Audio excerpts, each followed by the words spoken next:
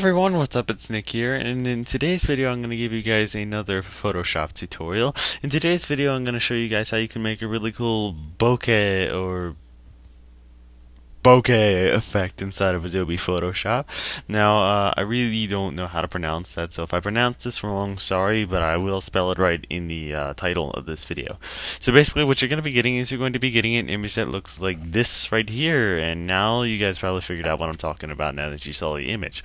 So I'm going to show you guys how to make something really cool like this. Now, as you guys might be thinking right here, I have a moving background of that. If you guys want me to make a video on how I got this whole moving background, I'll go ahead and make one of those later. So if you want a video on how to make the your Mac desktop have a moving wallpaper, feel free to go ahead and leave that in the comments section below. So anyway, first of all, before I go ahead and get to this tutorial, I'm going to go ahead and say I got the inspiration for this video from a video by South Park Tricks. I think I said that right. And he basically made the video on how to make the effect, and he does have the same dream scene in the background like this, and so I thought that that was cool in his video, and so I applied that as my background, and I thought it was really good. So don't think I'm copying him, it's just this was my inspiration.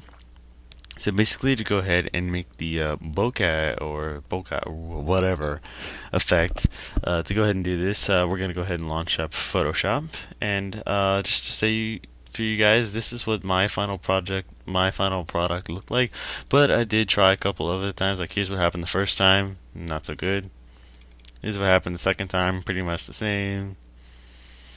And here what's happened the third time. As you see, a little bit better, but still we get all these blobs. But the fourth time, I went ahead and got everything perfect to the way I like it. So this will take some customizing and getting used to doing. So anyway, let's go ahead and get started. So I'm going to open up Photoshop first, and I'm going to go to File and create a new document. And I'm just going to make it 1280 by 720 because that's just standard resolution for me. I'm going to make the background a bit transparent and click OK. And then I'm going to go ahead and grab my paint bucket tool over here and just fill in the background black, and then I'm going to make the foreground color to white, and I'm going to go ahead and create a new layer. Once on the new layer, I'm going to grab my brush tool, and I'm going to go and click on this little button over here, or you can go to a window and then you can go to brushes, but clicking this little window over here will do the same. So once that's done, you want to go ahead and make sure you have checkmark shape dynamics, scattering, other dynamics, and smoothing. Under shape dynamics, you want to make the size jitter to 100%, add pen pressure, and then all these settings the same. Scatterings, you want to set this to 1000, control off, count at 1. Then for other dynamics, you want to set both of these to 100% and both of these to pen pressure. And then under smoothing, doesn't really matter, you can just go ahead and checkmark that. I checkmarked it as well.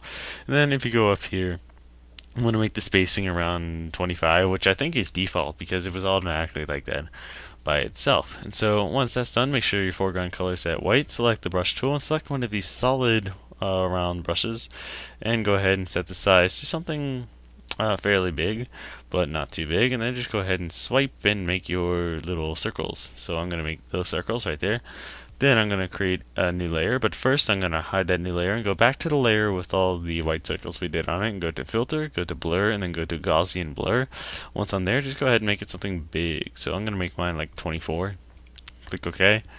Then make a new layer, and once on that new layer, go back to your brush tool and make the size of something a little bit smaller so you can go ahead and fill in the gaps. And basically that's what we're going to be doing. We're going to be filling in the gaps between the big circles. So find where there's a lot of black and just make your stuff filling in. Just like fill it in like that. So that is pretty cool. So once that's done, we want to go back to Filter, but back to Blur, and then apply another Gaussian Blur. This time make it something, I'm going to make mine around 9.1, just because that looks good. And then I'm going to finally create another layer, and I'm going to make my brush size a little smaller, but not too small. And now I'm just going to cover the whole thing. I'm basically going to go to town on this. And Yeah, that looks good. Now the final thing left to do is create another layer, and then you want to go and you want to grab your gradient tool. So just grab the gradient tool, and then you want to make a custom gradient. Now I already made my gradient to look like this, so I based it off of my background here. So as you see here, we have a little bit of blue, a little bit of purple, a little bit of red, a little orange, and a little green. So as you see over here, I have blue, purple, red, orange, and green.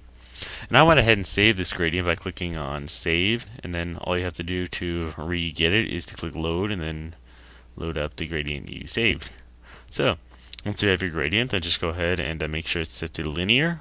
Hold shift and drag across the whole thing, and it should look like this.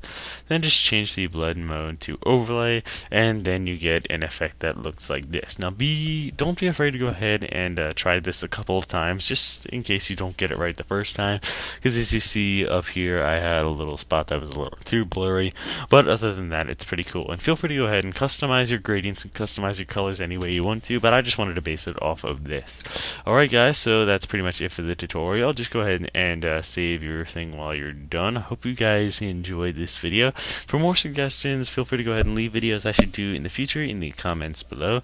Also, I'd like to say thank you to Sal Patricks for being my inspiration for this video, because I like the effect that he did in that. So yeah, thanks a lot for watching guys, and I'll see you guys in the next video. Later.